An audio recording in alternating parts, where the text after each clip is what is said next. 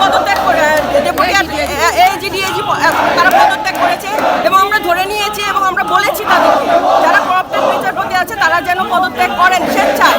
আমরা খারাপ দিকে যেতে চাই নাই, যেহেতু আমরা চাচ্ছি যেখানে আপনাদের হাসিনাকে বিদায় করে দিলেন তার জাস্টিসকে কেন রেখে দিয়েছেন?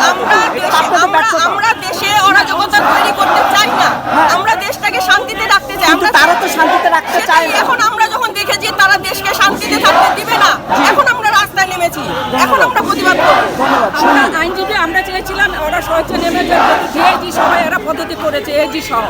আমরা চিফ জাস্টিসকে পদ্ধতি করার কথা বারবার বলা হয়েছে, কিন্তু চিফ জাস্টিস আজকে শনিবার দিনে এরা মিটিং করবে, সেটা তো আর অন্য কাউকে মিডিয়াতে ডেকে আর মিটিং ডাকা। আপনারা তা আপন মনে চলেন কেন?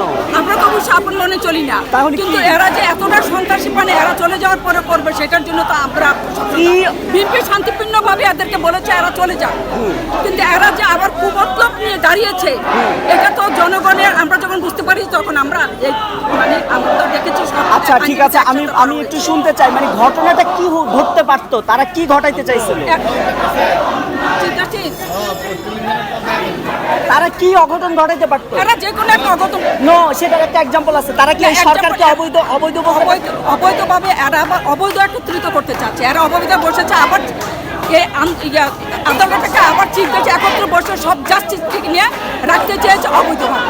শেখ হাসিনাকে তো সেটা চলেই গেছে, কিন্তু ওরা অবৈধভাবে আদালতকে আবার দখল করতে চেয়েছে, কিন্তু সেইটা আমরা আর হতে দেব। শুধু আদালত দখল করলে তো তারা বিচার বিভাগকে দখল করতে পারলে আগের মতো কিছু করতে পারবে, কিন্তু সেটা আমরা হতে দেব।